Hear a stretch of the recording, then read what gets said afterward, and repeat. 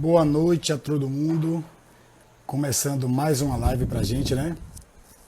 E hoje uma live super especial para todos vocês.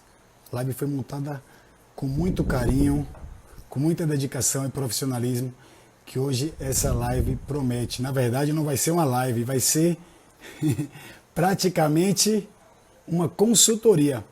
Vou estar com o nosso amigo e doutor Jorge Valente, foi o convidado. Ele vai estar batendo esse papo com a gente, descontraído. Muitos seguidores mandaram perguntas, querendo saber sobre o que a gente ia conversar, mandando perguntas sobre emagrecimento, ciclismo, performance, a questão hormonal, dentre outros assuntos. Tá certo? Gostaria de saber se está todo mundo conseguindo visualizar legal, se está conseguindo ouvir legal. Quem estiver ouvindo, se tiver tudo beleza, pode sinalizar aí que daqui a pouco está chegando aí. O pessoal está chegando, está subindo. Ainda mais em época de quarentena e pandemia, a principal coisa que devemos fazer é cuidar da nossa saúde. Então o pessoal está chegando, vou convidar agora, ele vai entrar para abrilhantar mais ainda nosso bate-papo de hoje. Com vocês, doutor Jorge Valente.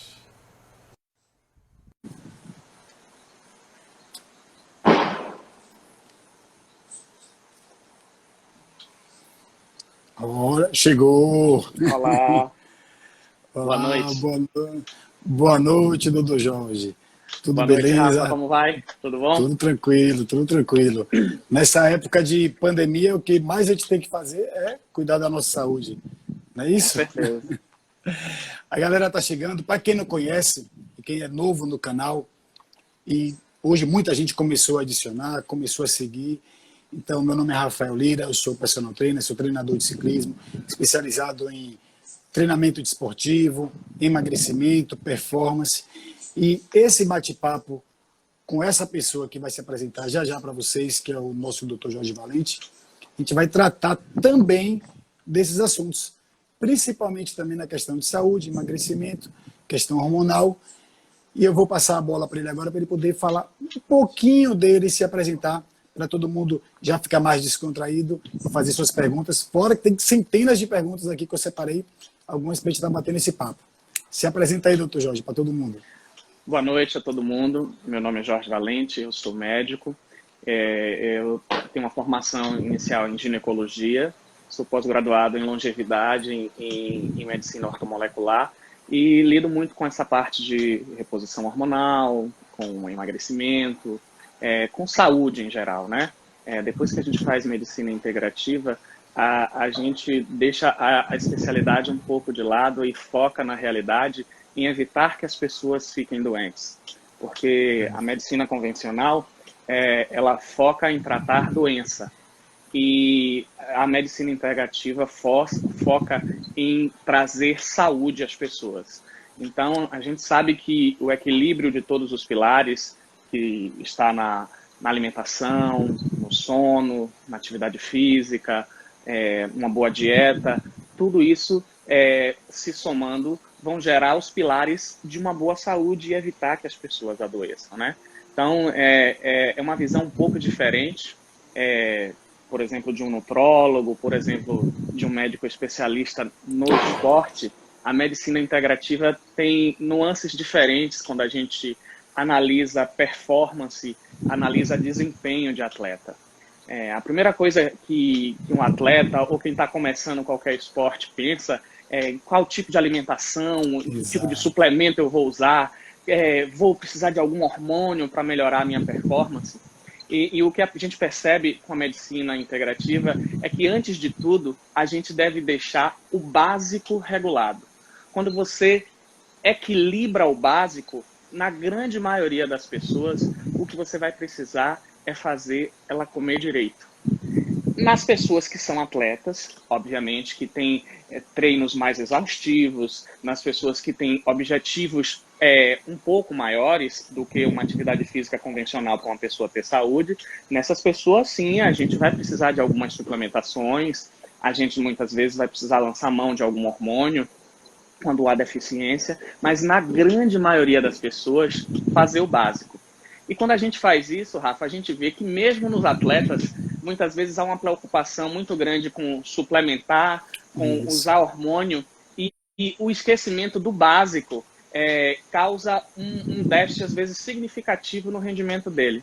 Eu falo isso porque, assim, alguns estudos mostram que 57%, pasmem, 57% dos atletas de alto rendimento têm deficiência de vitamina D. Então, quando a gente olha para isso e olha um estudo do ano de 2015, onde foram analisados os jogadores de futebol americano e 80% dos jogadores da liga de futebol americano tinha deficiência de vitamina D, a gente vê que muitas vezes não se presta atenção no básico. E por que eu digo isso? Primeiro, o principal objetivo de qualquer tratamento de quem quer ganhar massa muscular, de quem quer ter desempenho, seja qual for o seu tipo de esporte, é o ganho de massa magra. E o ganho de massa magra visa inicialmente o quê? O equilíbrio da miostatina, que é uma enzima que impede o crescimento da fibra e que impede o crescimento muscular. Tudo que você faz no seu treino, tudo que você faz na sua dieta, tudo que você faz na sua suplementação, visa bloquear a miostatina. E o principal bloqueador da miostatina é a vitamina D. Então, se um atleta tem deficiência de vitamina D, ele vai ter deficiência de ganhar massa muscular. O principal regulador da regeneração muscular, do tônus, da entrada de cálcio no retículo endoplasmático é a vitamina D. Então, se você tem um exercício que você tem contração muscular, que você precisa de força, que você precisa de tônus, que você precisa de cálcio dentro dessa célula muscular e você não tem vitamina D, isso não vai se realizar adequadamente. Então, quando a gente se depara com esses dois estudos que eu acabei de citar, tanto da Liga Americana de futebol americano, né, não é de soccer o nosso futebol, e de um estudo em diversas modalidades, que a deficiência de vitamina D é algo muito frequente, a primeira coisa que a gente tem que fazer num atleta é justamente ver se ele tem equilíbrio de todos os nutrientes e principalmente de vitamina.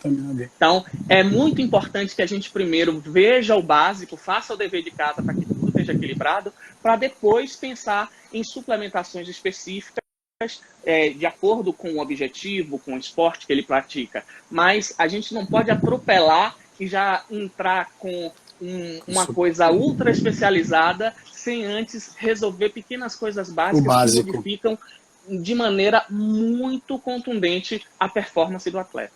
Verdade, verdade. Tendo isso em vista, alguns atletas já pensam logo em procurar atalhos, né?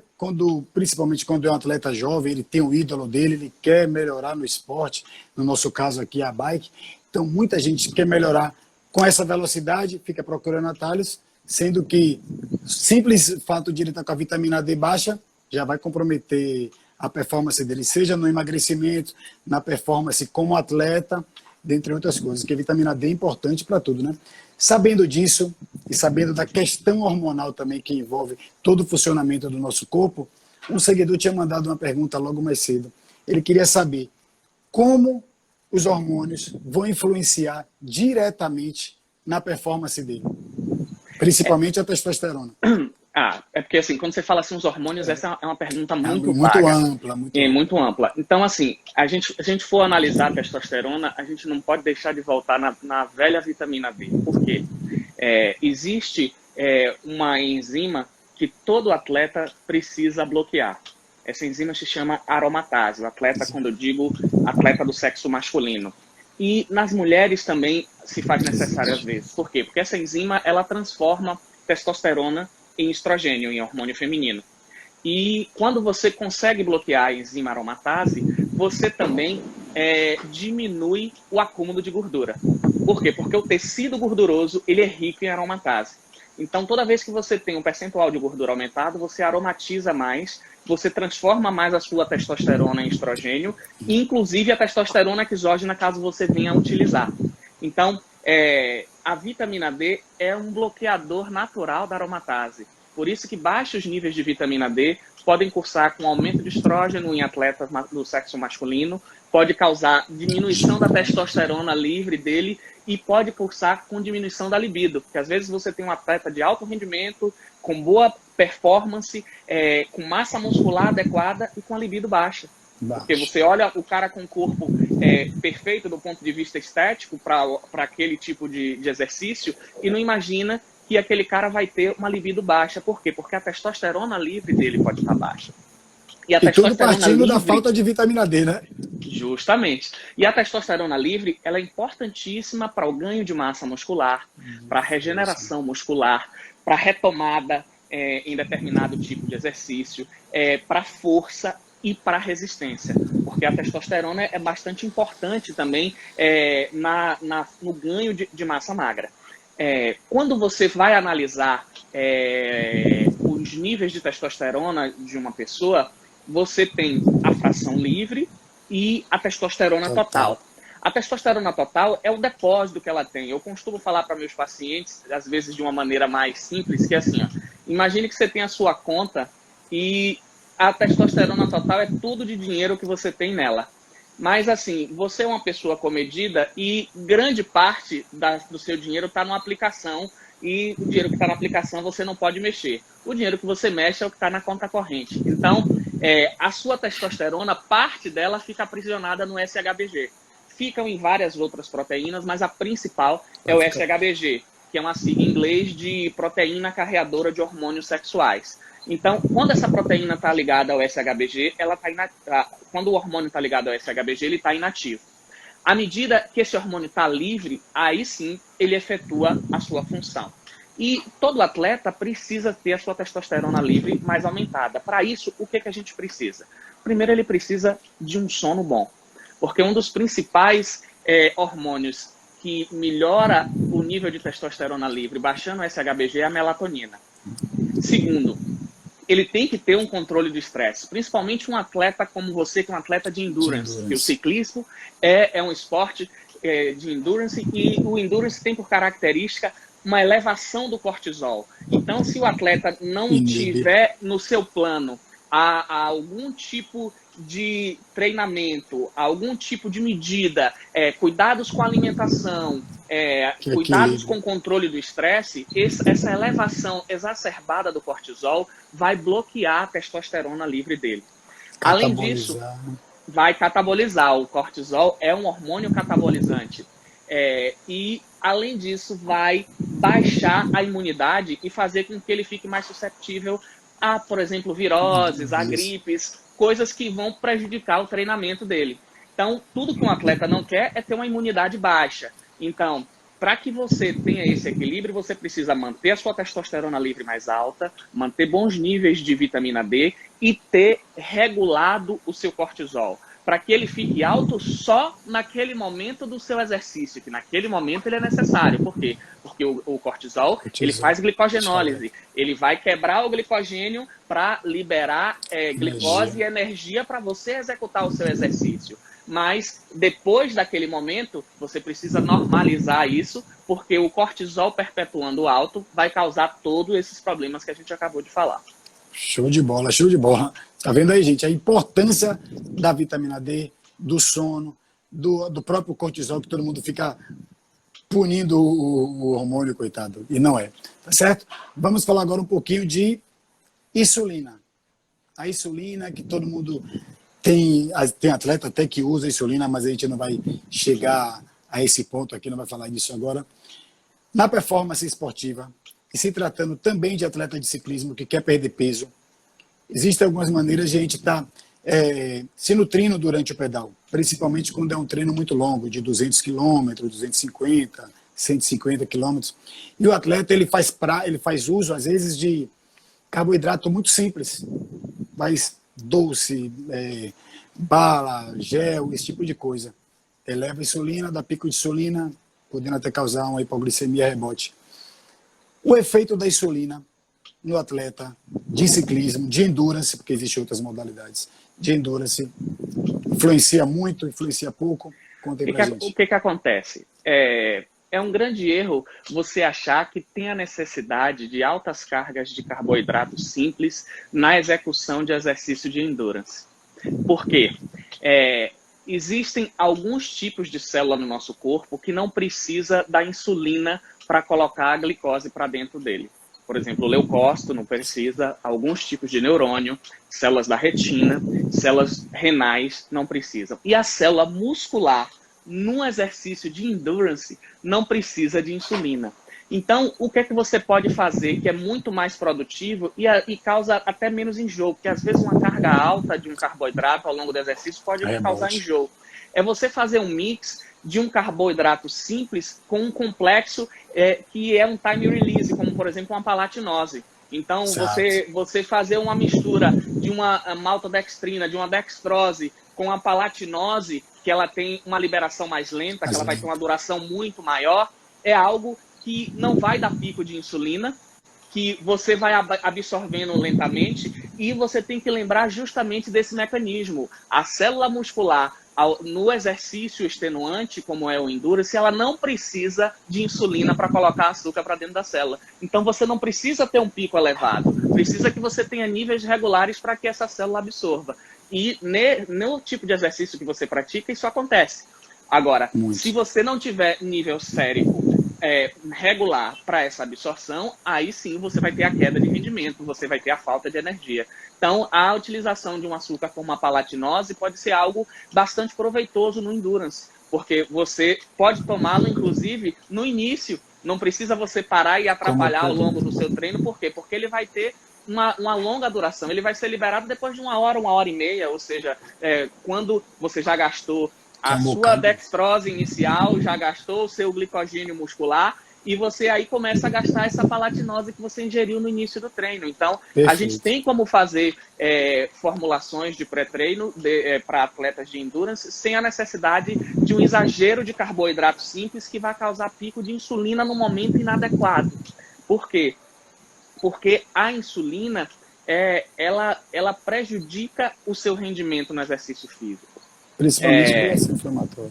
Principalmente pela ação inflamatória dela.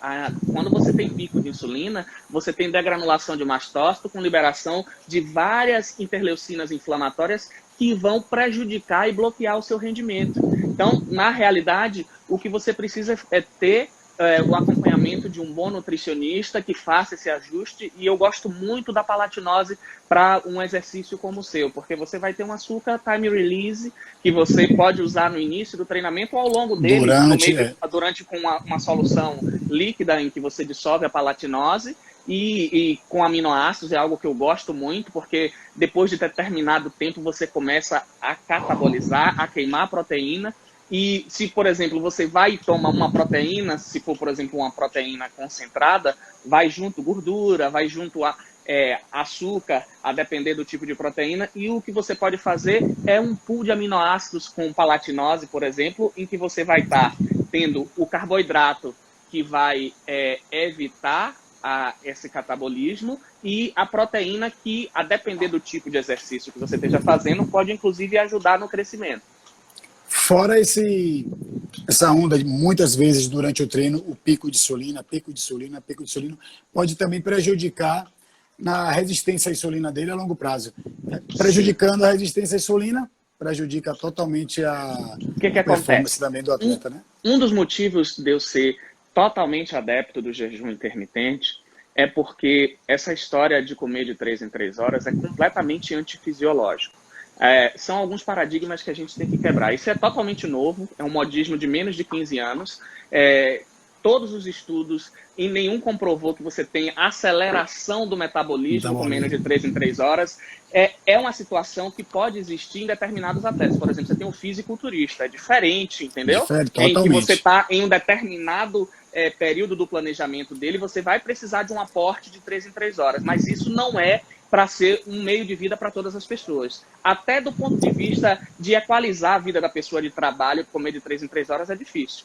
Então, quanto menos pico de insulina você tem, menos você inflama. Todas as células do nosso corpo precisam fazer a sua faxina intracelular. E ela só consegue isso quando você está em jejum.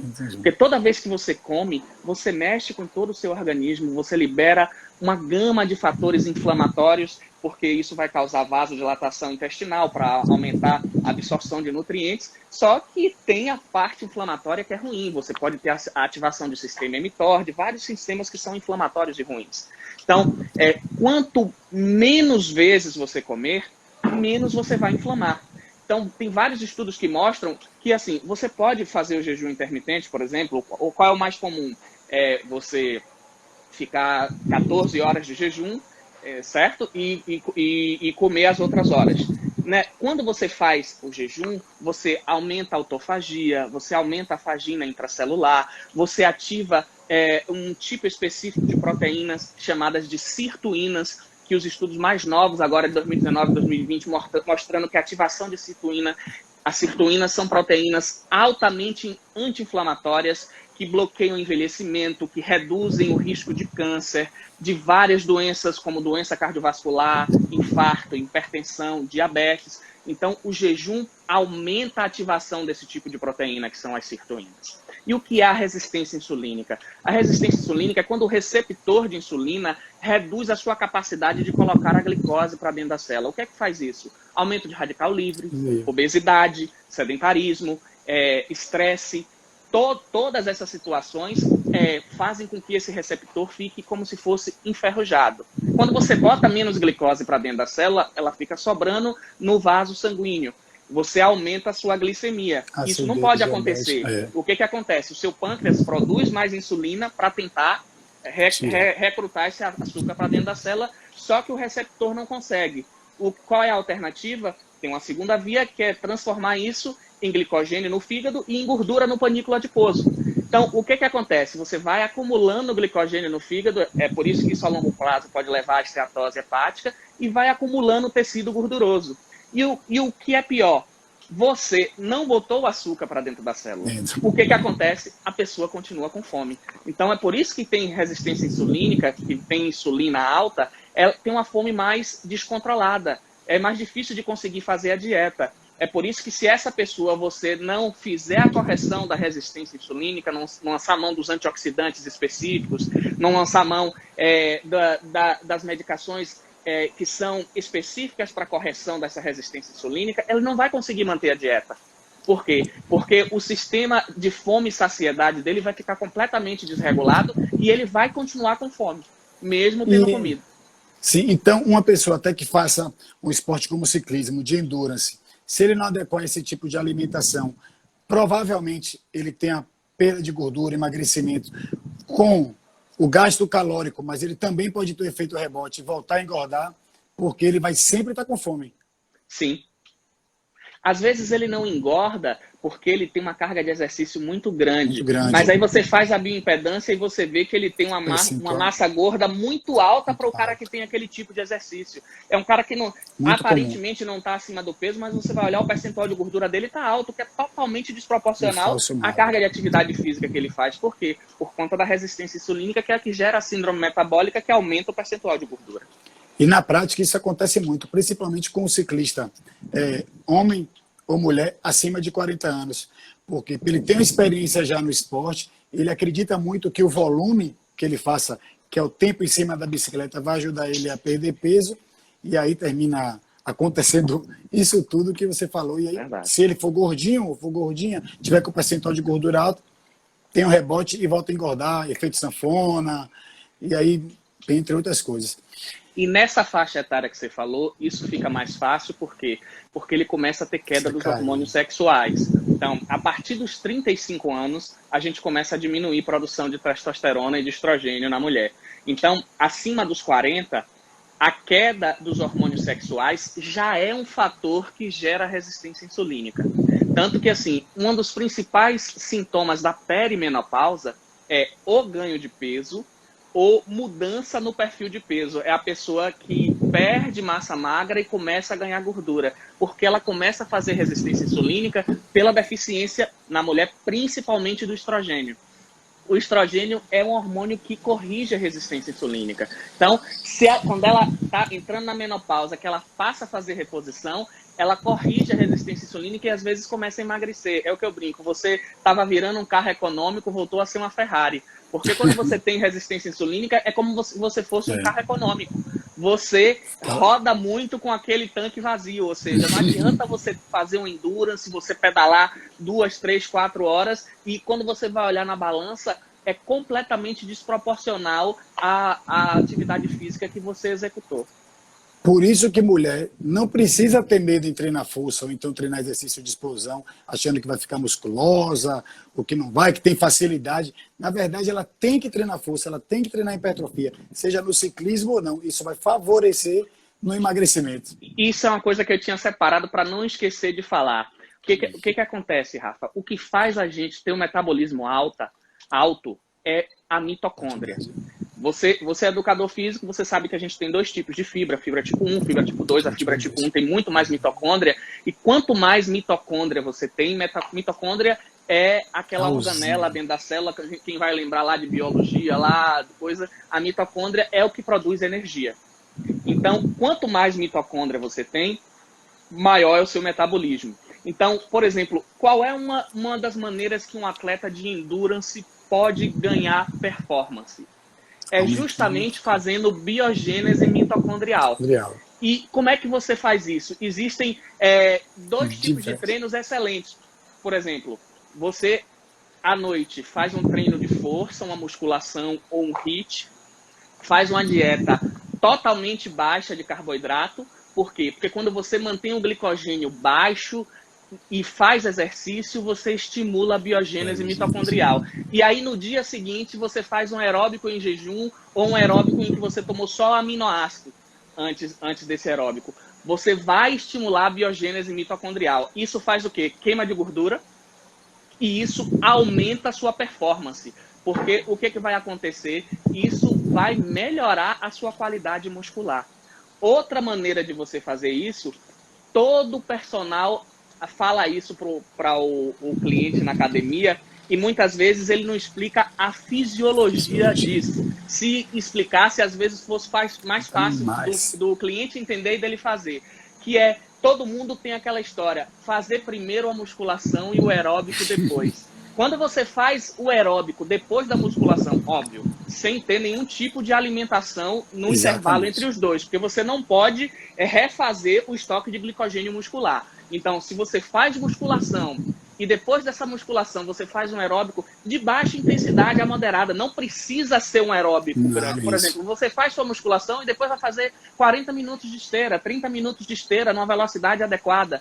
Isso aí Z2, a frequência cardíaca tranquila. Justamente, você também vai estimular a biogênese mitocondrial. Por quê? Porque você vai imprimir exercício no músculo com glicogênio baixo. Para compensar essa falta de energia, a célula muscular, o que é que ela faz? Emite uma mensagem, vamos fazer mais mitocôndria para dar conta disso. E quando você faz mais mitocôndria, você acelera a sua taxa metabólica basal. E você melhora o seu condicionamento físico, ou seja, vai melhorar a sua performance, e você acelera a queima de gordura. Então, são dois mecanismos muito importantes nos treinamentos, principalmente de quem faz endurance, para melhorar o preparo físico e para qualquer pessoa que tenha como objetivo reduzir gordura e ganho de massa magra, é fazer treinamentos que visem aumento da biogênese mitocondrial. Fazer treinamento em que você estimule fibra tipo 1. Não é só aquela musculação de força. Fazer o treino de força, mas com mais repetições, fazer um treino intervalado, imprimir o HIIT, pois toda vez que você faz esse tipo de treinamento, você vai aumentar a biogênese mitocondrial. Por isso que no ciclismo, a gente costuma dizer que as pessoas não gostam muito de fazer o treinamento de força na musculação, principalmente os que não são acompanhados por mim, porque eu sou um incentivador do treinamento resistido. E também no Endurance, a gente costuma dizer que a gente faz um treino de zona 2, longa duração, que também estimula na produção de mitocôndria, estimula na captação de energia, vamos dizer assim. Para todo mundo que é ciclista e às vezes pode não estar entendendo o que o Dr. Jorge está falando, ele vai ensinar o seu corpo, esse tipo de treinamento, vai ensinar seu corpo a pegar energia e utilizar para o que você quer. Não vai acumular como gordura, tanto seja em jejum ou não, no treinamento de musculação ou na própria bicicleta. Os intervalados de tiro, de sprint são ótimos para isso. Isso não é live hoje, não. Isso aqui está sendo uma consultoria para todo mundo. Está todo mundo aqui, a internet está quase que travando de tanta pergunta que o pessoal está mandando aqui também. Mas é isso aí, a gente vai deixar a live gravada aqui no canal. Quem quiser assistir, quem quiser mais perguntas que a gente não conseguiu responder, pode estar mandando no direct. O doutor vai deixar o contato dele, eu vou deixar o meu. Mas vamos seguindo. Vamos falar agora da captação de ferro, porque isso aí no ciclismo é o que todo mundo pergunta, deve ter mais de 100 perguntas só falando disso. Captação de ferro, produção de hemoglobina, hematrócrito, que é o uso da eritropoetina, que muita gente usa mesmo e está no esporte, é ilegal, é doping, mas as pessoas fazem uso. Em qualquer momento, a gente está indicando, a gente está levando para todo mundo a informação. Veja só, a eritropoetina, ela ficou imortalizada no ciclismo porque o maior campeão de todos os tempos de vocês foi pego justamente no doping com EPO, né? A eritropoetina é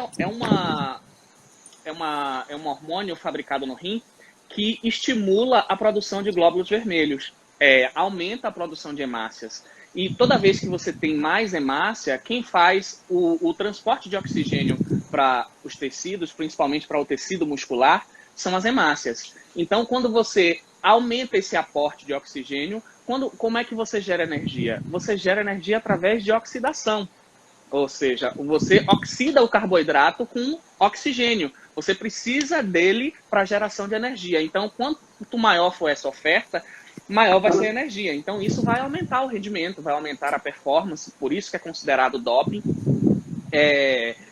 Tem as suas contraindicações, né? A eritropoetina, ela aumenta a produção dos glóbulos vermelhos, mas aumenta a produção de plaquetas. E quando você aumenta a produção de glóbulos vermelhos, que você aumenta a concentração dele no vaso sanguíneo, você aumenta o risco de hipertensão, você aumenta o risco de infarto, você aumenta o risco de AVC, você aumenta o risco de trombose, você aumenta o risco de tromboembolismo. Então, assim, o uso da eritropoetina é algo que ficou muito em voga, mas você tem como melhorar a performance sem a necessidade dela. Como é que a gente faz isso? Primeiro, como é que você aumenta a fixação do ferro naturalmente? O que é que faz você fixar o ferro? É a vitamina B12 e a vitamina C. Então, a primeira coisa, você tem que ver se os níveis de B12 e de vitamina C desse atleta estão adequados. Porque se não tiver, não adianta ele ter uma boa ingesta na suplementação, na alimentação, que não vai fixar. Então, uma suplementação de B12 e de vitamina C são importantíssimos para melhorar os níveis de ferro. Outra coisa, é você aumentar a vascularização do músculo. Só te interromper um pouquinho. O exame laboratorial, então, de primeira importância para a gente poder fazer começar a prescrever o treino. O começo de tudo é justamente você fazer uma boa anamnese, você tem uma entrevista onde você vai conversar sobre tudo, se está funcionando bem, se ele tem um sono bom, se ele tem um intestino adequado, se ele tem uma boa alimentação, procurar evidências de que tendo uma boa alimentação, se ele absorve bem, porque existe uma grande diferença entre alimentação e nutrição. Porque às vezes você come bem, mas você tem deficiência de enzima digestiva, você tem uma gastrite que faz baixar o pH, faz aumentar, na realidade, o pH do estômago, ou seja, você não tem acidez suficiente, não digere bem proteína, aí não adianta, você está comendo proteína e não está ganhando massa, aí quando você vai ver, é um cara que usa omeprazol. Então, para o seu estômago digerir proteína, você precisa que ele tenha um pH de 2, bem ácido, para que a pepsina, que é a enzima que digere proteína, fazer a hidrólise e quebrar, porque a gente não absorve proteína, a gente absorve aminoácido. A gente não absorve carboidrato, a gente absorve glicose, então você precisa degradar para absorver. E isso é uma coisa que na entrevista a gente já vê, aquela pessoa que tem muitas gases, aquela pessoa que tem muita eructação, aquela pessoa que tem dificuldade de ir no banheiro, principalmente mulher que passa 1-2 dias sem ir no banheiro, e o tipo de fezes, tem aquelas fezes que não são inteiras, que são em bolinhas, mais ressecadas, são típicos de pessoas má absorvidoras de proteína. Então, não adianta, você fez o cálculo, você está dando 1,6, 2 gramas de proteína por quilo dia, e a pessoa não está fazendo o treino legal, está com os hormônios legais e não está crescendo. Por quê? Porque você está dando a proteína, mas não está entrando o aminoácido dentro da célula. Então, a anamnese é fundamental para você identificar os possíveis problemas que possam existir com esse paciente. E a partir daí, todos os exames de laboratório, de imagem que forem pertinentes, Para a gente ver, dosar os níveis de vitaminas, de nutrientes, de minerais, dosar todos aqueles fatores inflamatórios que medem o estresse oxidativo, porque, como eu falei a você bem no início da live, a gente procura saúde ao invés de tratar a doença. E assim, não ter doença não significa que você está saudável. Muitas vezes você está num estágio em que você já tem alterações inflamatórias que a gente identifica no exame que não chegaram a uma doença. E é aí que a gente tem que agir para evitar que esse paciente fique doente. Entendeu? Então, tudo isso faz parte de uma boa avaliação. Voltando ao que eu estava falando, para você melhorar a vascularização de um atleta, o que é que você precisa fazer? Basicamente, aumentar a oferta de óxido nítrico no músculo, porque é um mais potente vasodilatador que aumenta a passagem de oxigênio e aí você compensa sem precisar aumentar a hemácia. E o que é que você pode lançar mão para fazer isso? Você pode lançar mão, por exemplo, de um taldalafila, que é um excelente vasodilatador. Você pode lançar mão de citrulina. Você tem alimentos que aumentam a produção de óxido nítrico. Você tem um insumo excelente derivado da beterraba, que é o Rednit, que é um potente elevador de óxido nítrico na musculatura. Porque quando você faz essa vasodilatação, você abre o vaso, você vai jogar oxigênio lá dentro, vai jogar sangue com oxigênio lá dentro, e isso vai fazer um efeito momentâneo similar ao que faria a eritropoetina. Então, a gente pode lançar mão de determinadas estratégias para justamente aumentar a vascularização e, com isso, você aumenta a oferta sem precisar aumentar o número de glóbulos vermelhos no sangue dessa pessoa. Às vezes, as pessoas estão correndo risco desnecessário, usando esse tipo de coisa desnecessário. Outra coisa, doutor, que tem uma pergunta aqui também sobre o gestrinoma, ginecomastia, e se seria preciso muito ele fazer o TPC, que seria a terapia pós-ciclo, que é muito popular as pessoas, principalmente do ciclismo. É um homem. Veja só, gestrinona é um hormônio que a gente usa muito em mulher, mas pode usar em homens também, porque ela é um bloqueador de aromatase. Então, por exemplo, ela pode substituir o clomifeno e com grandes vantagens. Por quê? Porque ela é um derivado da testosterona e vai ter um alto poder anabolizante. Muitas mulheres usam a gestrinona, o objetivo principal é o quê? Bloqueio da menstruação, bloqueio da ovulação, é um método contraceptivo, trata doenças como endometriose, mioma, só que tem um efeito colateral que é aumentar a testosterona livre, baixar o SHBG e dar ganho de massa magra. Então, é considerado doping, a gestrinona é considerado doping no esporte, mas assim, as mulheres que usam normalmente vão ter uma vantagem muito grande, em primeiro lugar porque vai tirar o anticoncepcional, né? Porque a mulher atleta, o primeiro contradoping dela, eu chamo de contradoping porque o doping lhe dá um benefício positivo, o contradoping é que ele joga para baixo, é a pílula anticoncepcional. Por quê? Porque a pílula anticoncepcional, seja ela qual for, ou em menor ou em maior graduação, a depender da dose, vai bloquear a testosterona livre e vai bloquear o TBG. Então, vai diminuir o T3 livre, que é um hormônio também importantíssimo para o exercício. Por quê? Porque é o T3 que quebra o ATP dentro da célula para liberar energia. Então, quem tem a tireoide ruim não tem performance. Quem tem tireoide ruim engorda, cai o cabelo, tem as unhas frágeis, tem o intestino que não funciona. Então, quem usa a pílula anticoncepcional piora a tireoide e a testosterona. Você ser um atleta usando pílula, o seu rendimento está completamente comprometido. Então, quando você tira a pílula, que algo estava piorando, e põe a gestrinona, que é algo que vai melhorar, o atleta voa. Então, as minhas pacientes atletas que usam gestrinona, a diferença de performance é significativa. Ajuda muito no ganho de massa magra, reduz massa gorda. Óbvio, tem que ter um estilo de vida específico para isso. Como eu estou falando para atleta, isso não precisa nem dizer, né? Que tem que ter uma dieta específica e um treino específico. Botar só a gestrinona e ficar sentado achando que vai cair do céu, não vai acontecer absolutamente nada. Eu me esqueci as outras duas perguntas que você falou desse rapaz. Foi da gestrinona, qual foi a outra coisa? Se dava ginecomastia. Não. Mesmo ela sendo bloqueadora da aromatase, né? Não, de jeito nenhum. A gestrinona, a grande vantagem, ela não dá ginecomastia. Por quê? Porque ela bloqueia o estrogênio. Ela é um hormônio antiestrogênico. Então, o que dá ginecomastia É porque a testosterona aromatiza. A gestrinona, ela não sofre aromatização. Ela é como, por exemplo, uma oxandrolona, ela é como, por exemplo, um estanazolol. Ela não sofre aromatização, ela não vai virar estrogênio. O que não vira estrogênio não vai causar ginecomastia, entendeu? Show de bola, show de bola. Respondeu ele de vez, agora é capaz de ele repensar nisso. E sobre a retenção de líquido no corpo, a oxandrolona também, a gente sabe que ela retém, mas retém bem menos do que algumas outras substâncias. A gestrinoma também tem esse papel? Todo androgênio causa retenção de líquido. Então, assim, todo paciente que vai usar gestrinona, você tem que ter um estilo de vida, uma dieta e um preparo para evitar isso. O que acontece? Todo mundo que vai usar gestrinona tem que ter uma dieta low carb. Por quê? Porque de tudo que você come, o que carrega mais líquido é a molécula de carboidrato. Então, quanto mais carboidrato você comer, mais líquido você vai reter. Então, você tirar o carboidrato simples e substituir por carboidrato complexo, você já vai melhorar bastante isso. Nas pacientes de gestrinona, a gente lança a mão de algumas substâncias bloqueadoras da 5-alfa-redutase, que é o que transforma ela em dihidrotestosterona, que é o que dá mais retenção, que dá mais queda de cabelo, que dá mais oleosidade. Então, quando você usa, por exemplo, espironolactona, que já é um diurético, quando você usa um salpalmeto, quando você usa bloqueadores da 5-alfa-redutase, associada a diuréticos naturais que eu gosto muito, como, por exemplo, cactinha, como, por exemplo, um extrato de chá verde, que é o Green Select, de cavalinha, a gente faz formulações com diuréticos naturais, você evita essa retenção. Com um tipo de dieta específica, com probióticos para regularizar o intestino, você vai diminuir a absorção de gordura e isso vai diminuir a oleosidade de pele e de cabelo.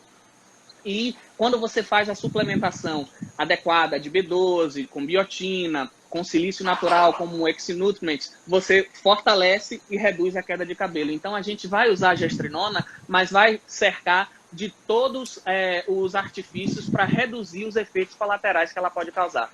Show de bola, show de bola. Não é só usar o medicamento, a substância, que a gente vai melhorar o nosso rendimento. Se tratando de treinamento intervalado de alta intensidade, que agora está bem popular, o HIIT, e a gente usa muito isso no ciclismo, não só para perda de peso, mas também para ganho de potência, força, hipertrofia, ganho de massa muscular, principalmente também na perna, e atleta de velódromo, atleta que vai fazer o sprint também na chegada final. Muita gente tem usado a betalanina. Muita gente tem usado a betalanina. Ela tem alguma contraindicação? Não tem? Pode ser usado junto com quem está utilizando outra substância? A betalanina, ela pode ser usada junto com a citrulina, ela faz parte daquele arsenal que eu citei que visa aumentar a oferta de óxido nítrico no músculo justamente para ter mais vasodilatação e ter maior oferta de oxigênio. Inibe a fadiga também. Justamente, por isso. Porque a fadiga, você tem justamente a cãibra, é por deficiência de oxigênio. Então, quando você aumenta a vascularização no músculo, que você aumenta a oferta de oxigênio, você reduz o risco de fadiga, de cãibra, desses efeitos que você pode ter. E a mesma pergunta. E atualmente, tem alguma substância que ajude o atleta a aumentar a tolerância dele ao lactato? Ou somente o treino? Rapaz, olha, veja só, não tem nenhuma substância específica que faça isso. Mas toda vez que você tem muita produção anaeróbia, você vai gerar mais lactato. Então, quanto maior for a oferta de oxigênio no músculo, menos acúmulo de lactato você vai ter. Então, todas essas substâncias que a gente usa para ter vasodilatação vai diminuir a concentração de lactato. Mas, obviamente, que assim, o tipo de treino, o preparo, assim, a sua ação aí, no caso, como treinador, fazendo o treino específico, vai reduzir a possibilidade disso acontecer. O aumento do limiar anaeróbico é fundamental para poder aumentar a tolerância ao lactato. Eu te fiz essa pergunta, que foi de um seguidor, que é o mesmo que perguntou da betalanina. E o ciclista, ele está utilizando a betalanina pensando em retardar a fadiga durante o treino. Só que é conhecido por muitos que a betalanina vai te ajudar no sprint final, em outros esportes, se fosse um esporte de explosão, um esporte de 100 metros, corrida, tiro, força bruta, arremesso. Não o esporte de... Porque a meia vida dela é muito curta. Esse é o problema. A meia vida dela é muito curta. Tem muita gente também que está utilizando não só a betalanina, como o bicarbonato. E aí coloca na pílula, que tem aqui, me esqueci o nome agora da pílula, que ela retarda um pouco a absorção. Só vai Time ser... release. Isso, e aí usa também o É bicarbonato justamente para poder fazer o isso. bicarbonato entrar no tampão e reduzir a produção de lactato. Exato. Agora, se tratando de proteína, principalmente animal, o atleta, ou praticante de qualquer outra atividade física também, a proteína animal, em grandes quantidades ou pouca, também tem esse efeito inflamatório no nosso organismo? Ou estaria livre só o suplemento ou alimentação? O que acontece? A pessoa que precisa manter a massa magra ou ganhar massa magra tem que ter um consumo mínimo diário de proteína. Aí, a depender do protocolo, isso pode variar de 1,6 a 2,2, aí vai ser de acordo específico com a avaliação do atleta. Muitas vezes o que acontece é que, além de ser difícil só com a proteína animal, é altamente inflamatório. Principalmente carne vermelha, porque se você for levar em consideração, a gente fizer uma média, por exemplo, a gente faz um cálculo para um cara de 70 quilos, para facilitar. Ele tem que consumir 2 gramas, ele tem 70 quilos, são 140 gramas dia. Mas se você for ver que 100 gramas de carne vermelha tem em média de 25 gramas de proteína só, o resto é gordura, ou seja, para ele atingir esses 140 com carne vermelha, ou com frango, com peixe, com ovo, ele vai ter que ter uma oferta de comida muito grande, e isso é altamente inflamatório. E não é garantido ainda que dentro dessa quantidade... Que ele vai absorver tudo isso. Se você for levar em consideração que a carne vermelha leva de 6 a 8 horas para ser digerido, se você comer uma carne vermelha e com intervalo inferior a isso comer de novo, você vai bloquear aquela digestão da anterior e vai causar um problema. E assim, o excesso de carne vermelha causa um distúrbio chamado de disbiose. A gente tem os lactobacilos no nosso intestino que ajudam na digestão, na absorção dos nutrientes, na produção de várias substâncias anti-inflamatórias e principalmente na nossa imunidade, no equilíbrio do sistema nervoso central, porque os neurotransmissores são produzidos no intestino, dopamina, serotonina, então o humor, ansiedade, tudo isso está ligado ao intestino. Então, o consumo excessivo de carne vermelha pode causar disbiose. E essa disbiose pode, inclusive, prejudicar o rendimento desse atleta. É por isso que muitas vezes você precisa lançar mão de uma suplementação, que pode ser com whey, pode ser com aminoácidos. Você hoje tem pool de aminoácidos que você pode lançar mão, que é uma grande vantagem. Por quê? Porque você já vai dar um aminoácido pronto para ser absorvido e porque não vai ter nem gordura, nem lactose, nem nenhum tipo de açúcar aliado. Por exemplo, se você toma uma proteína e, assim, às vezes o atleta consome muito porque ele tem uma carga de treino e ele compra uma proteína concentrada, que é mais barata, porque uma proteína hidrolisada, isolada, de melhor qualidade, é bem mais cara. Nessa proteína concentrada, você tem a outra parte inflamatória do leite, que não é tão boa. E, além de tudo, você pode ter carboidrato, entendeu? Também. E você tem lactose, toda a parte inflamatória. Quando você toma um whey que é isolado, você já separa essa parte e você fica com a proteína do soro do leite, mas ainda fica com um pouco de lactose. E na proteína, que é o whey hidrolisado e isolado, a depender do tipo de hidrólise, porque ele pode ter uma hidrólise a frio, que é uma filtração, que é a melhor, ou a hidrólise química, que usa soda cáustica. Então, você tem uma noção, um whey hidrolisado isolado, você precisa uma média de 800 litros de leite para fazer 900 gramas de whey. Só para você ver. Aí, quando você diz assim, é caro R$200 um pote de whey, mas assim, calcule a R$3 você comprar 800 litros de leite, quanto é que daria. E aquilo, às vezes, é para substituir uma refeição. Então, se você for ver que vai substituir um jantar, porque dessa maneira você vai ser menos inflamatório e vai aumentar o aporte proteico do que se você consumir, por exemplo, 3 bifes. Então, é algo que, se você botar na ponta do lápis, às vezes sai mais barato. Mas isso tudo você precisa de ter um bom nutricionista, de ter um acompanhamento médico, para que esse cálculo seja feito adequado para você, individualizado, porque dessa maneira você vai ter o aporte de proteico adequado para o seu exercício, sem causar desbiose e prejudicar a sua saúde. Porque muitas vezes eu já vi pessoas que vêm para mim que estão comendo 1,2 kg de frango por dia. Pelo amor de Deus, esse aporte de frango por dia causa desbiose, e a desbiose vai causar várias repercussões que vai prejudicar o rendimento dessa pessoa e ele não vai ter condição de absorver tudo aquilo. Então, é muito importante a suplementação, principalmente em atletas de alto rendimento, que tem um gasto calórico muito grande, que tem um treino mais exaustivo e que, para evitar as sequelas inflamatórias desse treino exaustivo, precisa de uma alimentação e de uma suplementação que sejam adequadas. Fora que é muito mais prático, confortável, é muito mais fácil você bater uma chequeira, bater no liquidificador, do que você estar na cozinha preparando o seu alimento. Alguns alimentos são mal condicionados, a gente não tem a garantia do que está ali no nosso prato vai entregar o que a gente quer, aquela diferença de comer e se nutrir. Então tem muita gente que é contra, às vezes, você tomar um copo de shake, uma coisa desse tipo, achando que ali dentro só tem química, que na verdade não é. É muito mais fácil ali, tá certo, de composição de nutrientes dentro do pote, que está no rótulo também, garantido, do que a pessoa está chegando, às vezes, em qualquer restaurante, em qualquer lugar da vida, está pedindo um prato de comida e não sabe como foi preparado, o que é que tem. Né? Tem o transporte, como foi, se ele vai conseguir absorver aquilo tudo. Porque às vezes você compra, sei lá, como você falou, um pedaço de frango, mas não sabe como foi. Como foi preparado. Como ele foi criado, né? Preparado. Como foi criado. Os hormônios que usaram naquele frango.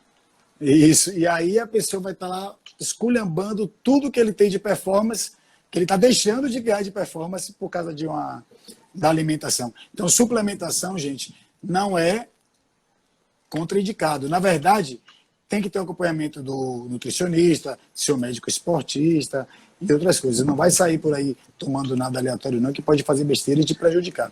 Fora que, assim, hoje já existem vários trabalhos. Eu sei que aqui a gente tem um público de atletas, de pessoas ligadas ao esporte, mas hoje o whey é algo para fazer a suplementação independente da idade e da atividade física que essa pessoa tenha.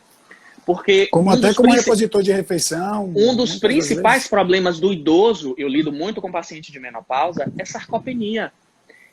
A manutenção da massa magra nessa faixa etária vai muito além da estética. Não é só você se preocupar em ter um corpo bonito, mas é porque quem está jovem não pensa ainda nisso, mas você depende da sua musculatura para andar, você depende da sua musculatura para se abaixar, para carregar um peso. Então, atividades do cotidiano. Para você viabilizar a manutenção de tudo isso para um idoso, ele precisa ter massa muscular. E é fundamental para isso uma boa alimentação. E um whey para o idoso reduz o risco de diabetes, melhora níveis glicêmicos, reduz hipertensão, diminui risco de câncer. Existem milhares de trabalhos na literatura mostrando os benefícios do whey. E não é só para quem faz exercício, não é só para quem pedala, não é só para quem vai para academia.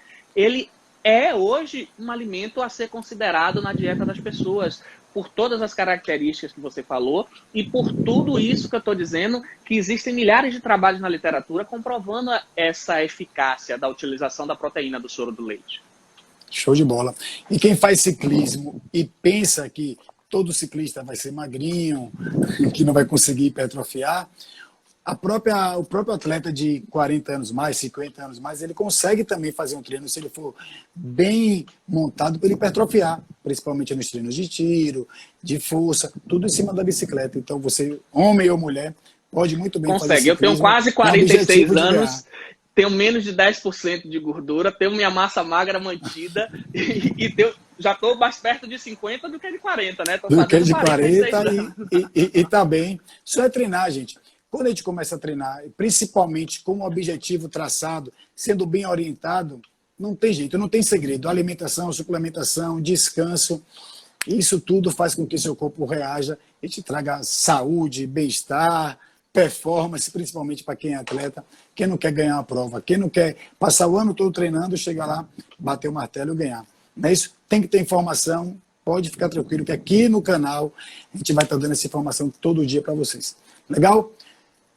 Tá acabando o tempo, daqui a pouco a live vai cortar. Passou rápido, não foi?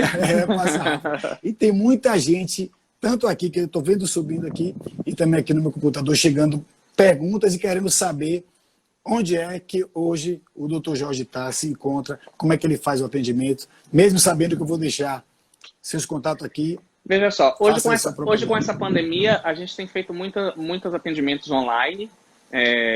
a gente atende de casa. Eu atendo no CEPAR e atendo na clínica Elcimar Coutinho, Salvador, Rio de Janeiro e São Paulo. Então, esses são os meus lugares de atendimento.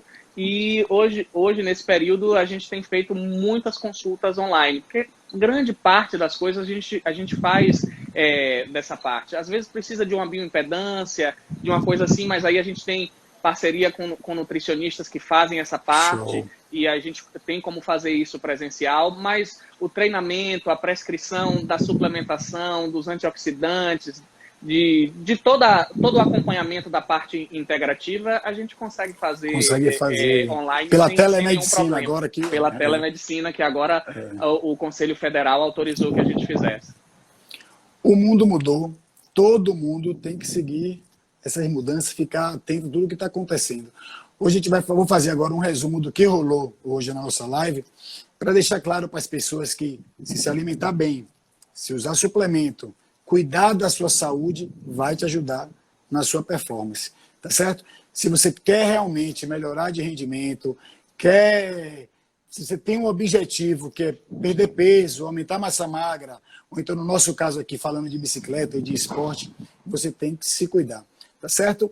Eu gostaria de agradecer imensamente a todo mundo. Eu vou fazer de tudo, porque às vezes o Instagram corta a gente.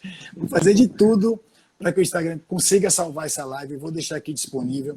E prometo para vocês, vou aproveitar até a força de vocês para a gente ficar abusando do Dr. Jorge Valente para toda semana, ou então 15 dias vem aqui para a gente bater esse papo.